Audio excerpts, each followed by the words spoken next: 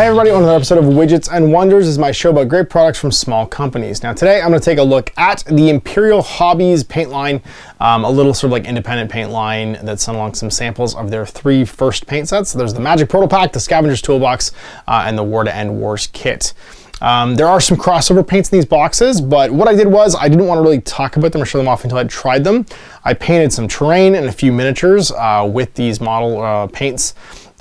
Just to like have some sort of like opinions and thoughts on them. And yeah, I'm gonna show them off right now. And so here we have the 3 paint packs from Imperial Hobby's paints, as well as the miniatures that I painted this week to check them out. They are just water-based acrylics. They come in packs of 9 currently, and I'll link them all below, in nice, convenient dropper bottles. So this first one right here, this is the Magic Portal Pack. It's some of the wackier colors. So for instance, you get some, they're all actually marked on tops here. They come in colored bottles, I assume to keep them from separating, and they're made in Oregon in the USA. This one is 9 colors, and all your primaries are in here. So you've got a red, a blue, an orange, a green, a metallic, a shade, a purple, and then this is the high noon shade. It's like a dark gray-black shade, and a silver. So if you're looking for a primary paint set, these ones were pretty like covered all the kind of standard bases. There was no brown, no skin tone, but if you're just kind of painting like a primary color palette, this was ready to rock and roll. Then there was the Scavenger's Toolbox, which is the second one. And this came with some sort of more esoteric, grimy colors. You got some grays, you got a red-brown, you get the same metallic, so there are some crossovers here. This is Sisyphus Metal Base, and I will pull out the crossovers. You also got the High Noon Shade, which comes in here. So you will get a couple of these that cross over between the packs. There's an Archaic Ochre, so an ochre color, a Necro Flesh, which is like a dark green, and then Neptune's Wrath, which is it's a really dark blue, and Deco Pink, which also works for like a flesh tone if you mix it in with that orange red. So in each of these, you got 7 unique paints, and then right now 2 crossovers, the Metal Base and the High Noon Shade.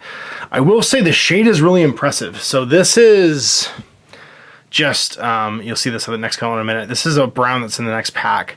With a bit of the, where is it? This is Eerie Mist. This is Snail Shell mixed into it to give it kind of a highlight. And then this is what it looks like washed with that High Noon Shade. So the High Noon Shade is a really good lining shade. It goes in the recesses really well. It doesn't pool, and it's very matte. I was really like impressed when it dried. There wasn't a lot of gloss finish to it, and it hugged the recesses really nicely. So I can see myself going through. I'm excited I have more than one of these because I can see myself going through them quite quickly. And the third one is the Warden Wars. And I will, word of the wise, do go and look at the websites to confirm which colors come in here. I'm 99% sure I put them back right after I finish painting with them. But when you're pulling paints out, you might accidentally mix that up. And so yeah, so there's that brown, Highlands Brown. Eerie Mist, which is a crossover with this. There's the white, and then the metal Astral Auburn is like a dark red. A Desert Sand, which is more of a tan color, and this is kind of like your military drabs.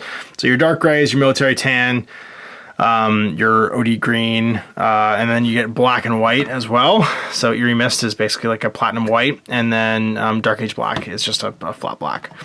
And again, all marked on tops. And this is more like your military style colors. So there are some crossovers, like I said. These ones cross over. Snail Shell is different though, from the Eerie Mist. It's more of a Screaming Skull, almost like a light beige. So sorry, these are 6 unique paints. The most unique one is obviously this one, the Mystic Portal. And then they don't cross over at all. But then you got a shade in each one, so you do have like a liner in each one. And you have a metallic in each one too for painting like your metallics on your swords, or like the little like machiny bits that I have on these Battletech minis. So I already talked about the shade. I will talk about the paint consistency a little bit. It is a liquid pigment, it feels like. So it's very smooth, has kind of a buttery smoothness to it. It does require a good shake to get them all mixed together. So I did find that they're a bit pigment heavy, like they're brand new, obviously, so they separate a little bit. So I had to give them a really good shake, but once I'd shaken them, they came out nice and opaque. They covered really well. You can see the dry brush. This is over a black primer.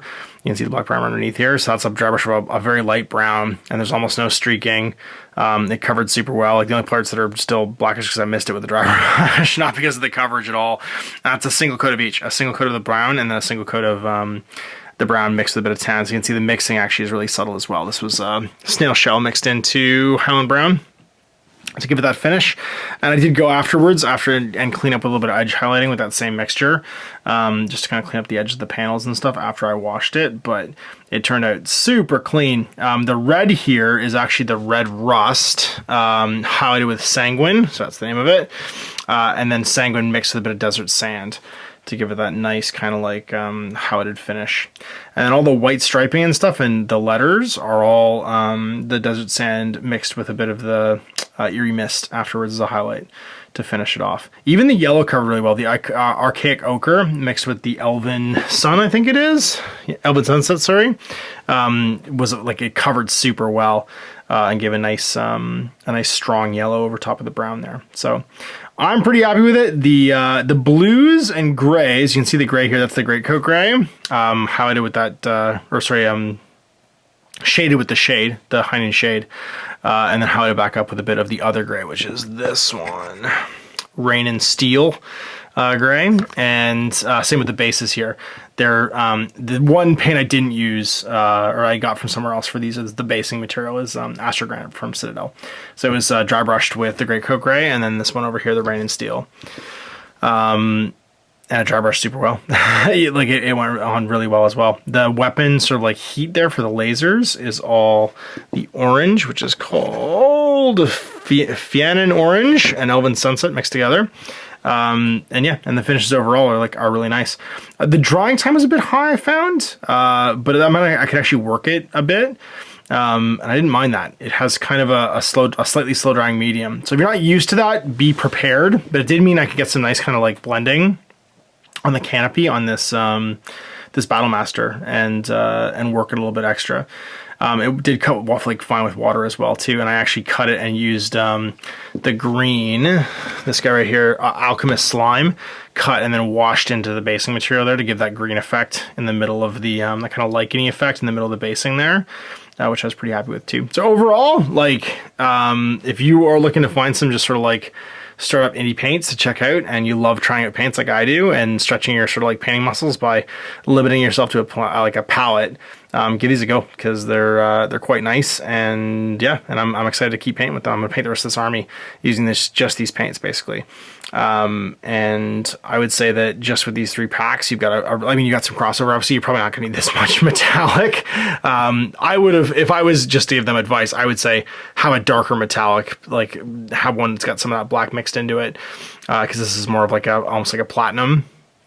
Have a darker metallic in one of these, maybe the military one, and then have one of these have like a bronze or a gold in it, and these would be great complementary triple pack. There wouldn't be so much crossover. I don't think you can ever have enough shade though. I would never worry about having extra shade because I'd throw that stuff on everything. It's like Frank's Red Hot. So you got another great product from a small company. Now, if you know of a product that you think deserves more attention, you can have them email me at guerrillaminiaturegames@gmail.com or Facebook message me at facebook.com/outofthebasement into the streets, and I'll put it in front of as many people as possible. So see you next time for more Widgets and Wonders. Till then, I'm Ash. Have a good one. I hope you enjoyed that video. If you want to support the channel, of course, like and subscribe and hit the little bell below to get notifications when I post future content. I do post stuff 7 days a week. If you want to support the channel further, you can, of course, buy a t-shirt through Spreadshirts, buy a measuring gauge or objective markers from Death Ray Designs, or, of course, most importantly, there is Patreon. Patreon is what makes all this possible, keeps the lights on, pays for the studio costs, pays for the equipment, model costs, and everything else, and most importantly, puts food in my kids' bellies and a roof over their heads. Big thanks to everyone, past, future, who supported me. I do this stuff because of you guys, and of course, I will continue doing it as long as I can.